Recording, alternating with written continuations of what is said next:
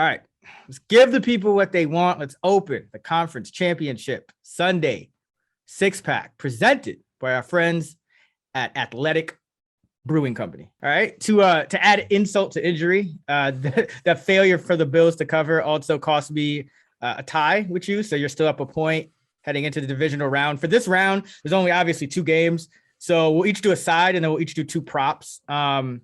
I guess we could have done a total if we liked any, but I'm I didn't kind really of like any totals, so. I'm more in line with the total. So we're gonna each do a side here and 2 props. So Stuck, you're up first. Where you going?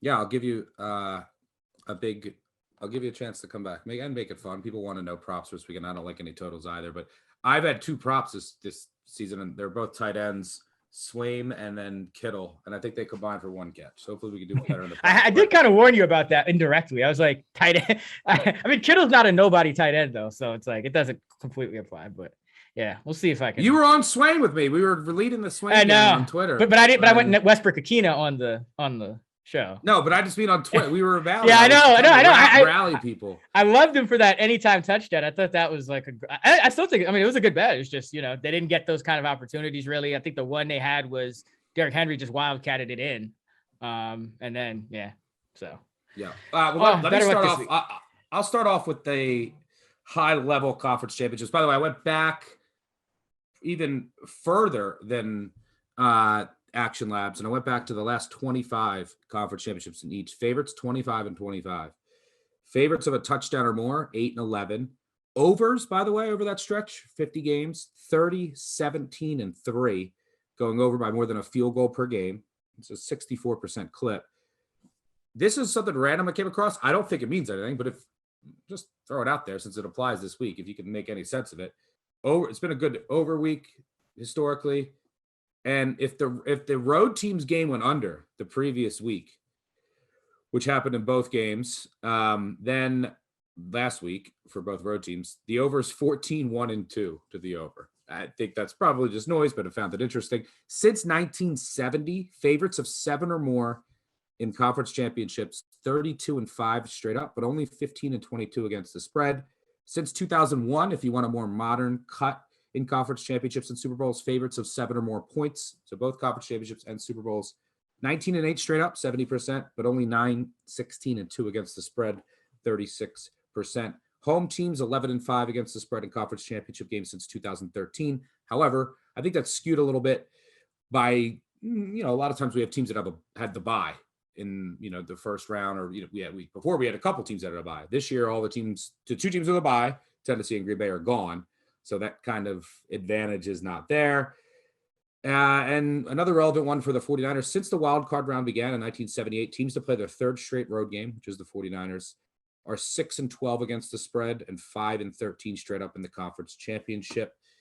Another one, if you want to keep in mind, the last one I'll throw out here is a one that I keep my eye on. Postseason favorites of more than a field goal.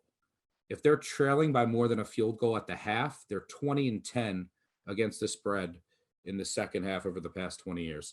But let me go back to the 3rd road game and home teams in the conference championship that would all favor the Rams. But that leads me to my first pick of the conference championship weekend 6-pack. And I'm going with the San Francisco 49ers plus 3.5 at BetMGM. Here's the thing. I throw all them out. I mean, the Rams didn't have a bye. They've both been traveling. And this could end up being, like we say, every time these 2 teams play here, a home game for the 49ers. I'll be curious to see what the crowd looks like, but I would imagine at worst it's 50-50. And these tickets are insane, by the way, if you look on the secondary market. But I'm not going to make this too difficult because I bet the 49ers against the Rams almost every time. It's just a great matchup for them. We always talk about this is when you want to back Jimmy G and Kyle Shanahan as a dog. Jimmy G 15-4 against the spread as a dog, covering by 9 points per game. And by the way, he's 14-5 straight up as a dog. That's the best winning percentage of any quarterback in the Super Bowl era as an underdog. He's 9-2 against the spread when getting 3 or more. Shanahan 18-10 against the spread as a road dog, covering by 3.5 points per game. He's also 7-3 against the spread against McVay. McVay 4-0 straight up as a dog over the past 2 seasons. 6-0 straight up the past 3. He's won all 5 games where he's been a dog. He got swept in 2018 when the Rams were 13-3 and the 49ers were 4-12. The 49ers had Mullins and Beathard as their quarterbacks in those 2 games. It's just a great matchup for the 49ers. McVay has basically been Shanahan's son. And as I said, there's not much of a home crowd advantage here, if any. And there's familiarity. It's a division game. The 49ers have been here plenty. So I make this home field advantage here 0, nada. And I make these 2 teams essentially even in my power ratings. I actually did give the Rams a half a point, but you could argue 0. Regardless, I make the line around 1. So I took the 3.5 here. I think there's like home field being baked into this. I was looking at some look-ahead lines for the Chiefs against the Rams. They were -2.5 in the Super Bowl, -1.5 against the Rams and -2.5 against the 49ers. I mean, that implies it's like a 1-point difference between these 2 teams. So what is the home field here? I don't get it. I don't think this line should be over a field goal. And you're going to hear this narrative. Oh, you can't beat the same team three times in the same season. Well, since 2002, teams that swept the regular season have gone 5-3 straight up in the rematch of division teams in the playoffs. And one of those losses was the Saints to Tom Brady last year, which was, that's Tom Brady. Yep. And, it's just a really good matchup for the 49ers. But by the way, I didn't get this off my chest because so many people said it. The Bills deserve to lose because they didn't get a stop. Well, the Chiefs didn't get a stop before then. Sorry, I had to get that off my chest.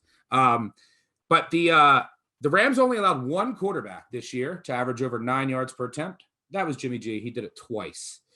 They can attack the middle of the field. They can use the Rams' aggressiveness against them. Their defensive line is playing at such an elite level. That was the deciding factor in both meetings, I think, this year.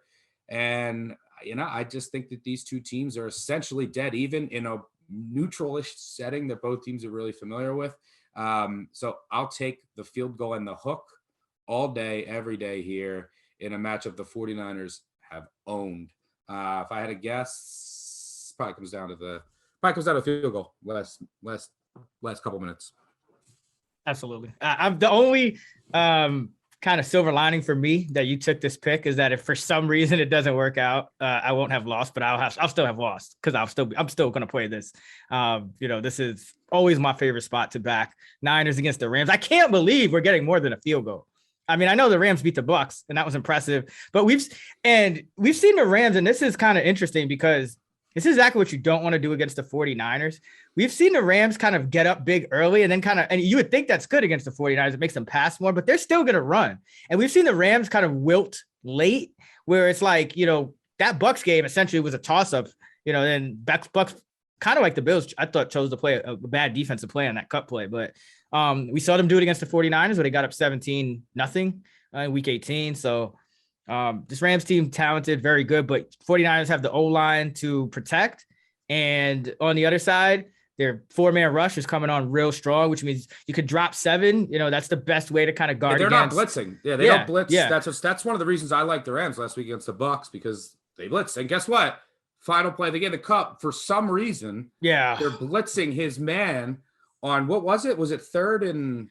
It might have been 2nd. It was. I don't know what it was. It was a situation. It was just a bad blitz. Kicker. Yeah, you have a kicker that just came out short 47. So I can see the blitz if you're playing Tucker, right? Yeah. And you're I can't let them have 15 or 10. Let me just try to get a negative play here.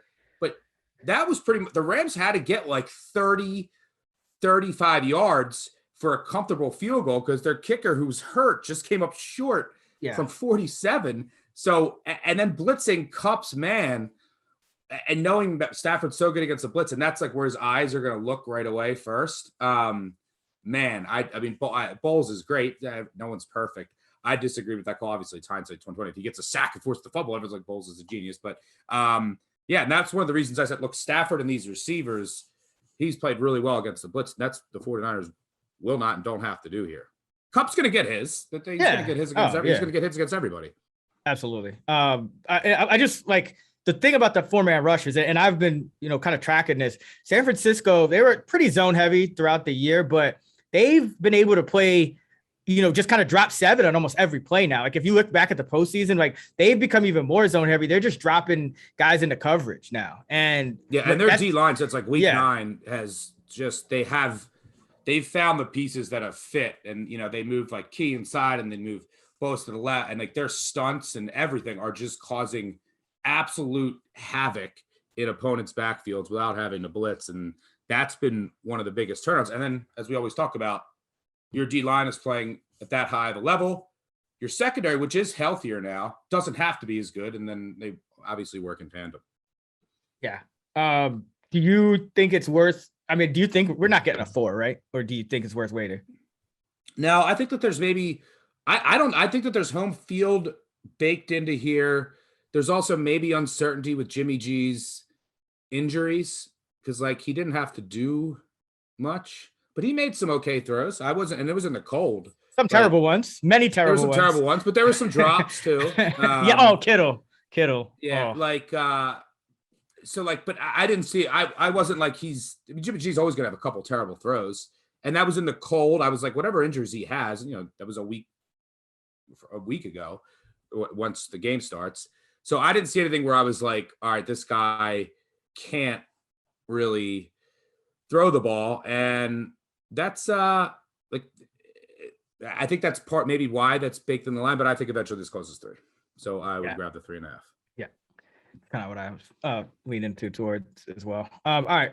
For my first pick and the second overall of the championship round 6-pack, I'm going with the Cincinnati Bengals plus 7.5 at BetMGM against the Kansas City Chiefs. And I make this line closer to 5. I think this is a massive number for the Chiefs, even as good as they played, on offense against the Bills there. I still think this Bengals team has some advantages when it comes to playing the Chiefs.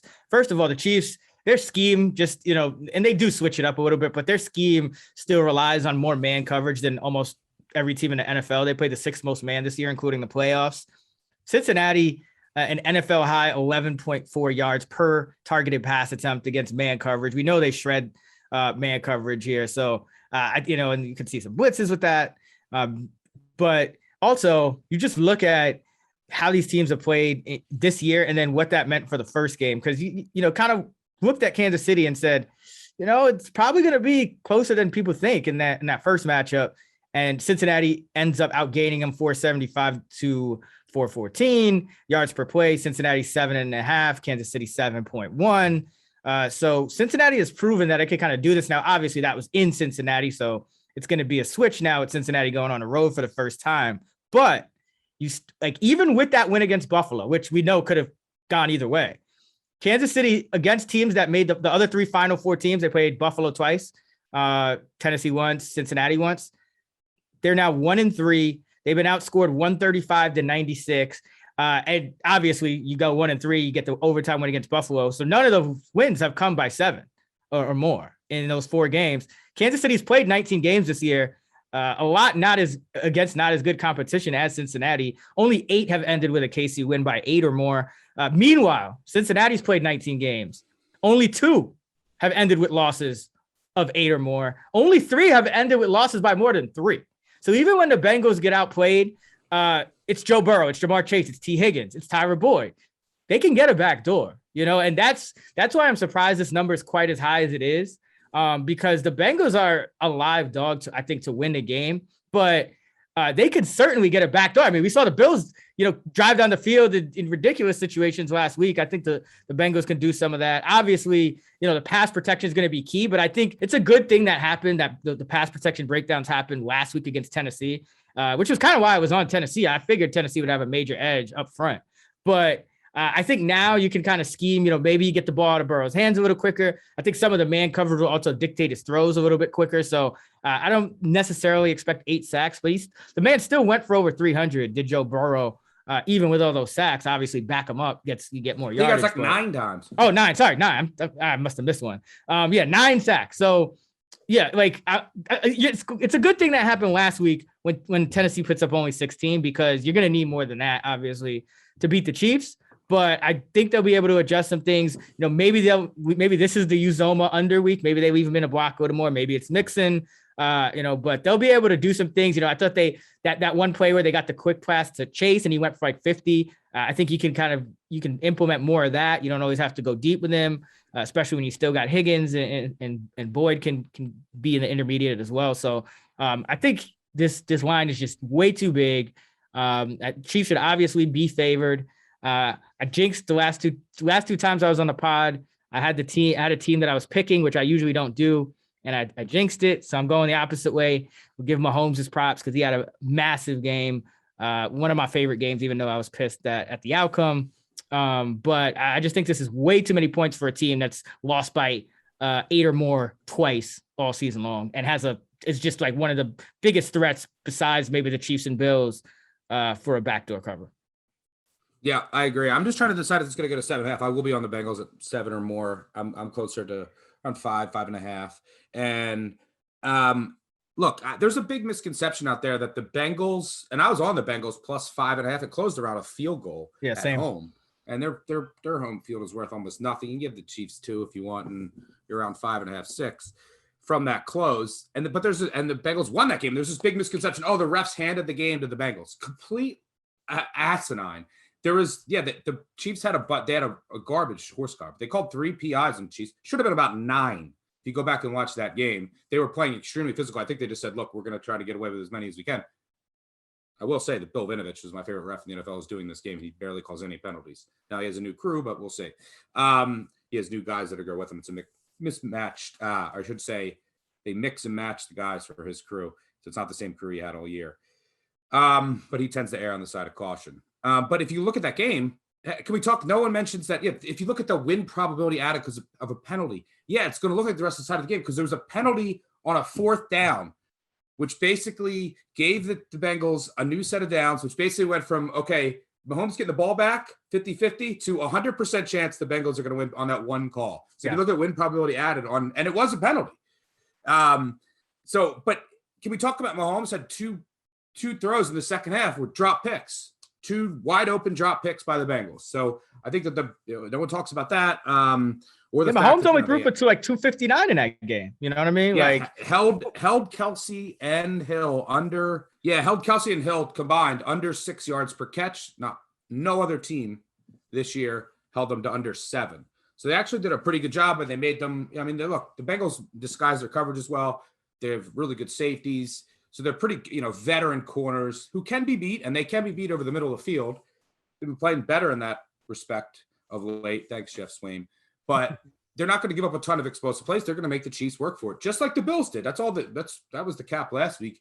And Mahomes didn't make any mistakes, and he was great. But it was all just 1 to 8 yard passes the entire day.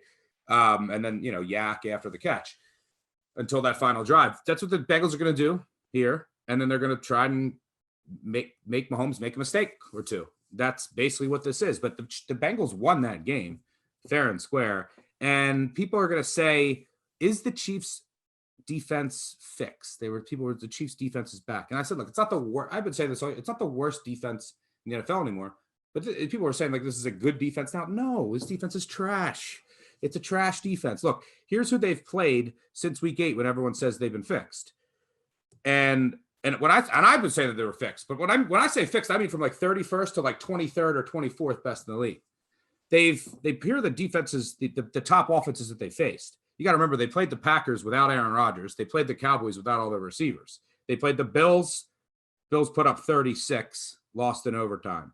The Chargers put up 28, lost in overtime. The Bengals gained put like up 34. a shitload of yards too. The Chargers gained a shitload of yards in that game. And the only other two full strength offenses that they faced that are in the top 15 DVOA, the Broncos, who were just going up and down the field, even with Drew Lock. There are other games that they played. They played the Steelers twice, the Giants, the shorthanded Packers and the shorthanded Cowboys. And every other team, legit offense at full strength, has easily put up 28 through 36 with ease. So I don't see why the Bengals can't get to 21-24 with ease. And if the Chiefs are at 31-34, the Bengals can get a backdoor. I think the Bengals could have a shot to win this game if Mahomes makes a mistake. You got to remember, this is still a Chiefs team offense that has been inconsistent. And everyone says, well, they don't try in certain weeks. Like just takes one or two interceptions. It could be a tip ball. It doesn't have to be a Mahomes mistake. And the Bengals can capitalize. I think turnovers are going to be massive in this game. And Mahomes, look, the 15, 16-1 against the spread as a favorite of 7 or more, including the postseason. 8-11 the past 2 seasons. That speaks a lot to the defense. Burrow in his career, 10-2 against the spread as a dog of at least 3 points, 83.3%, covering by about 5 points per game. Maybe there's a tiny Chiefs hangover, like just emotional, like, all right, we got through the Bills, we're going to the Super Bowl. I don't know. You wouldn't think that in Arrowhead, but teams coming off an OT win in the playoffs, you would think that, sigh of relief. They're just 3-11 straight up and 5-9 against the spread the week after, for whatever that's worth. But I would say that's a great stat, because I didn't even mention it, but the Bengals played Saturday.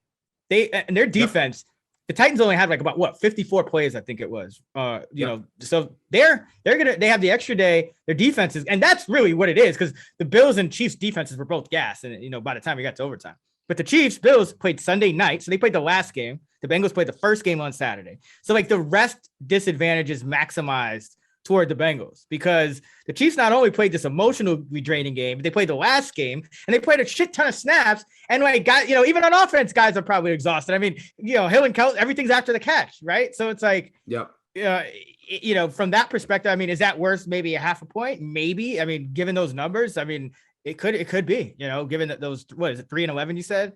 That's a great stat. Yeah, and we'll talk rematch of non-division teams. We already talked the rematch of division teams that sweep actually have had the edge in the third meeting in the playoffs.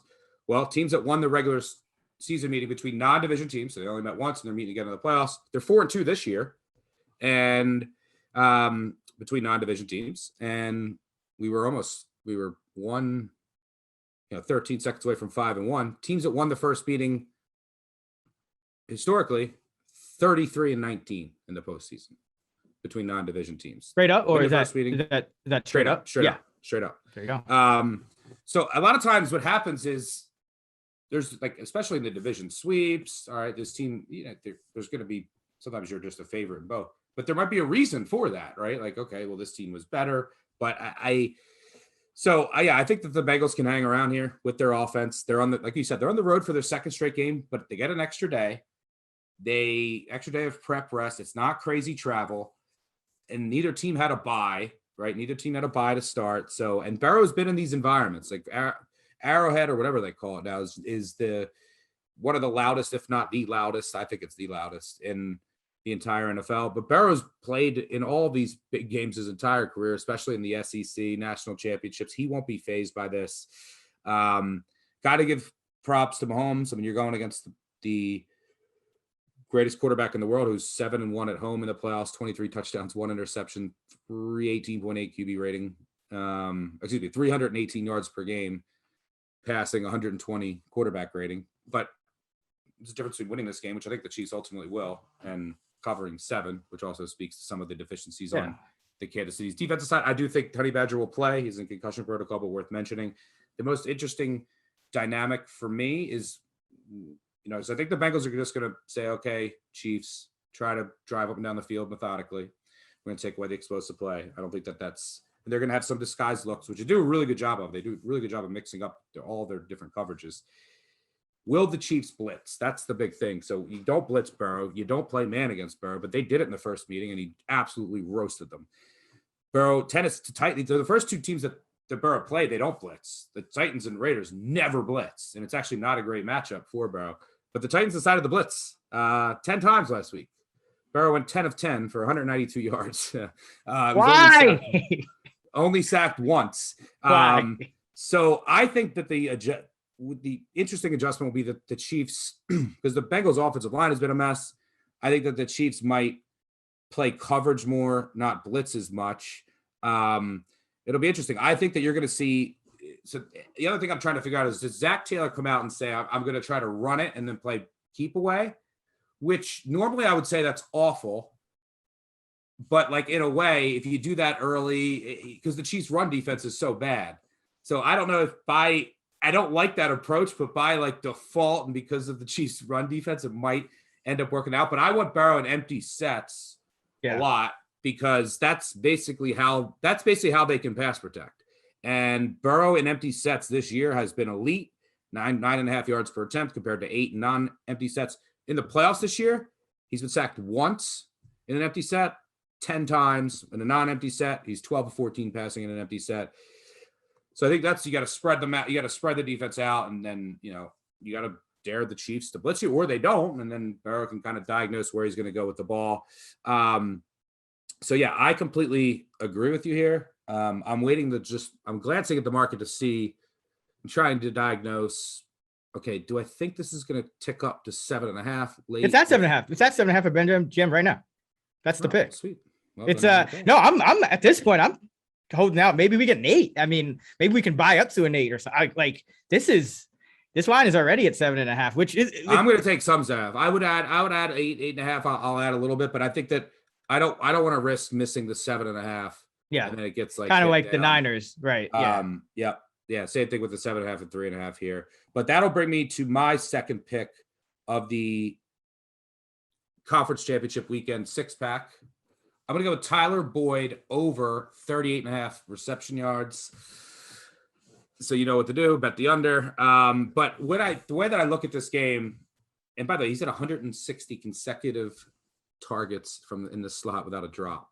The way that I look at this game is I think that the Bengals are going to go a lot of empty set formations. And by the way, like you can pretty much project, well, you would know better than me, but like Higgins, Chase, and Boyd, they're going to get like around equal amount of snaps, right? Like if you look last week, They all got like 38 snaps in the first half. And then like, I think Chase got like 3 more for the game. I could give you the exact route numbers actually. Like I usually look at route participation, which is the percentage of dropbacks that they run a route. So last week, Chase 98%, Higgins 98%, Boyd 96%. Yeah. So, and then if you look at what did the Chiefs do last week? They said, we got to take away Diggs, and they basically were bracketing him and saying he's not going to beat us. And then Davis had like 7,000 yards. So I think that they're going to try and say, okay, I mean, after the first game, I mean, what did Chase have in the first game? Like 266. 11 of 12. 11 of 12 for 266. They have no one that can cover him 101. I mean, not many people do at all. So I think that you're going to get safety help. You're going to get a lot of attention there. And I think that's going to open up some opportunities for Boyd, who's just very reliable. I think this number is very low just because of the flashiness of like Chase and then Higgins, who's so good as well. But I think that Boyd's going to kind of sneak under the radar here. I think he's going to get like 4 or 5 targets. He doesn't drop balls. He's not going to go for like 80 after catching one, although he did against the Dolphins, I think, earlier this year. But I think a lot of attention on Chase here. I think Boyd can be part of that benefactor. So give me the over there, which I think probably should be like, I don't know. He averaged 50 receiving yards a game during the regular season. Take away about 3.5. Yeah, so take away about 3.5. Let's get about median around 46, 47. Yeah, I was going to say around 45. And then I'm going to have a bet on the Bengals. So then there's also like correlation. Because but there's also like anti-correlation as well. So like if the Bengals don't have a chance to cover 7 or they get blown out, like they're just going to be chucking it more and going faster and just throwing it. So the game state is, just based on the line, is going to be the Bengals having to throw. And then there's a good chance that the Bengals are throwing from behind at the end where the Chiefs are playing even softer. So there's even opportunities there. But I just think all the attention on Chase here, which is what you have to do, is going to open up some opportunities for Boyd. So give me Boyd over receiving yards, over 38, 45-ish, I think would be a more fair number here. Yeah, I have them projected for their medians. I have Chase around 80, Higgins 72, Boyd 48, Uzoma 34. Most of those other lines are kind of in line with the market, but Boyd is the one that's kind of, Do you like Boyd too? Yeah, I may very well be honest. I think it's just a matter of like his actual median over the last few games is lower. So I think I think the books are just using like, I don't know exactly what their formula is, but I think it's something where they're not looking at full season. They're probably looking at like last 6, last 8, something to that extent. So, but you also had 2 games that went well under that were completely different games that I think this is going to be as well. No, yeah, absolutely. And like you said, that their game plan on Diggs I thought was good, but that opened up. I mean, if it's not Boyd, it's going to be T. Higgins. Like Jamar Chase will probably be around his number. I mean, maybe he goes for another like 150. I don't know, but he'll probably be closer to his real number. It's hard to really hold him far under, I think, regardless. But I think one of the other two guys, maybe even Uzoma, but one of Higgins and Boyd, I think, has a big game, and Boyd's number is off. Yeah. All right. For my second pick and the fourth overall of the championship week Sunday 6-pack, I'm going Cam Akers under 60.5 rushing yards against the 49ers. We talked about this matchup already. One of the reasons why the Rams haven't been able to have as much success against San Francisco on the offensive side of the ball is because their offense is kind of driven by their running game, and they just haven't been able to run on San Francisco. And that's not surprising because San Francisco's second in run defense DVOA. Rams running backs in the two games combined 97 yards on 35 carries. So that's a 48.5 yards per game by the running backs. And this number is 12 yards, 13 yards higher you need really to get over that. Just with Cam Akers alone. And I think, Cam Akers got 92% of the backfield carries last week. Sony Michel was more involved in the pass game than he was in a run game. But Cam Akers, 24 carries, just 48 yards last week against another stout run defense. So there's an out here, even if Cam Akers gets like 20, 25 touches. He had 5 for 3 in the last matchup against the Niners, but there's an out here, even if he gets like a massive workload. But, he fumbled a couple of times. He's still coming back. And, that last game was so inefficient that I think maybe McVay goes and says, okay, let's split this up a little more evenly, like 92%. That's hard for even like a Derrick Henry or somebody to get, consistently. So I think Akers will be closer to like 75% in terms of the carries. Which would leave him, in the 50s, is like a median. But I think even if he gets like a full, 20, 25 touch workload, which also the Rams have to be winning for that to happen as well. I think they're going to try to throw on the Niners a little more than they did even against the Bucs, because the Niners run defense has been even better than the Bucs this year. So I think you have a lot of outs here for Cam Akers under 60.5 rushing yards. I like it. Yeah, that's one of the keys to this 49ers, their front, and they can stop the Rams rushing attack, which is what McVay builds everything off of. And they don't have to commit too many other guys, and then they're not blitzing, and then you can't, McVay likes to kind of prey on that aggressiveness when, all right, everyone's coming up trying to stop them. The 49ers don't have to do that. Yep. So, all right, for my third pick and the fifth overall of the conference championship weekend 6-pack, I'm going with Jimmy G under 2.5 rushing yards. This bet seems just miserable. Got to watch this entire game and hope that Jimmy G doesn't have one scramble. So now I know what it's like to be to bet props. Who wants to bet these unders? That's usually why they have some value.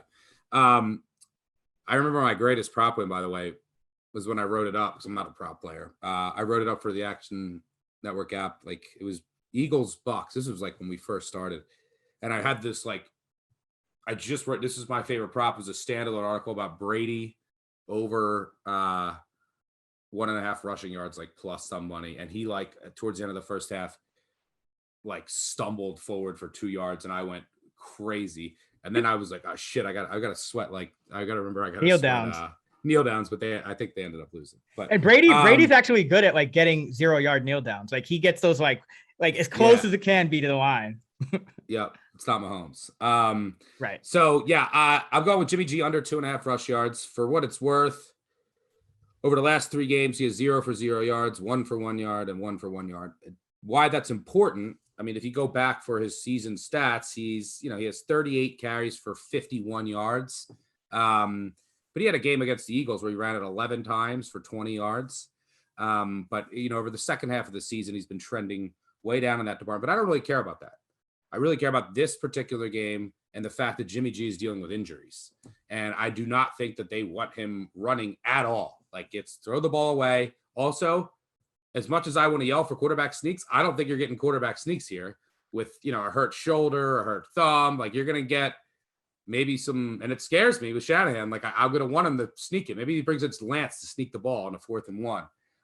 But you're probably going to get everything else. And hopefully he doesn't put he did sneak it. He did try to sneak it with Jimmy when he put Trent Williams in to win the game. So you could see it like maybe to win the game, but I just don't think Jimmy G's going to be running much. Rams play a lot of zone. So it's not like he's going to be dropping back and then like everyone is gone down the field. And I mean, look, Jimmy G's not prime Mike Vick. And then he's going to have this, avenue to take off. I don't think there's going to be many opportunities to do that. And I actually think the 49ers have a really good chance to win the game. 3 kneel downs. So you could get some kneel downs as well. So yeah, I think that it's fun prop. And I think that there's a good chance it goes under when you consider the matchup on who they're playing. And then the fact that he's dealing with an injury. So I think that he knows that he's probably being instructed to like, okay, instead of running for 2 yards and like maybe getting hit, just like throw it away. Yeah, I'm going to Jimmy G under 2.5. Let's have some fun.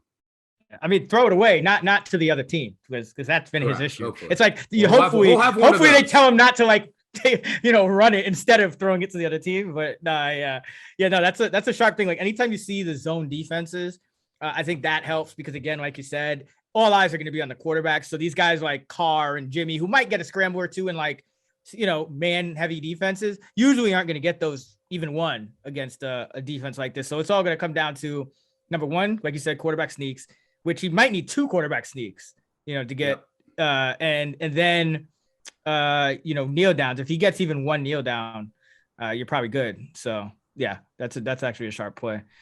All right. For my 3rd and final pick, the 6th overall of the championship week Sunday 6-pack, I'm going with Van Jefferson over 29.5 receiving yards. This is another one where it kind of like Tyler Boyd. He's had some bad games lately, and that's kind of driven the number down. I'm surprised it's this low. He's still been over in 13 of 19 games this season. So that's a pretty high rate, just kind of taking out, all the recency bias and just looking at the season long numbers.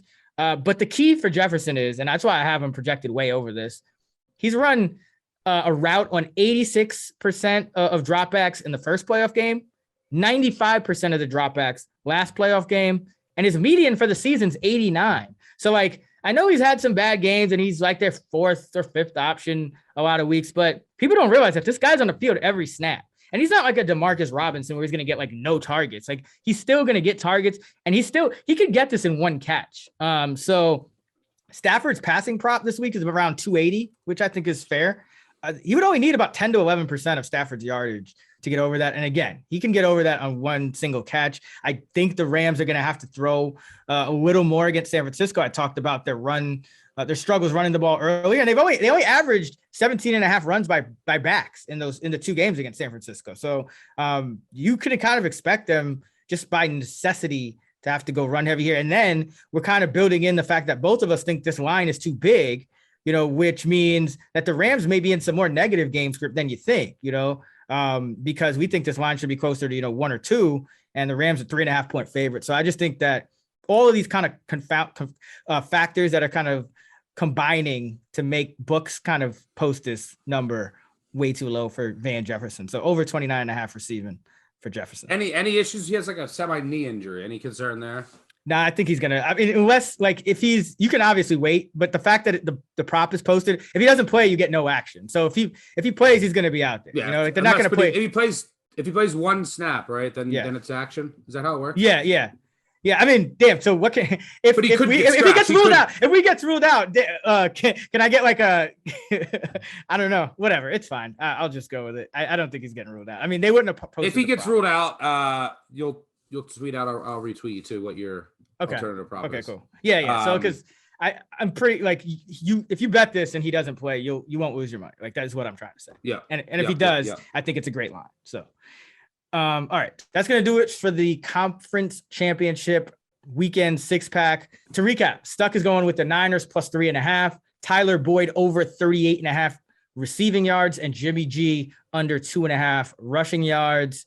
I'm going with the Cincinnati Bengals plus 7.5, Cam Akers under 60.5 rushing yards, and Van Jefferson over 29.5 receiving yards.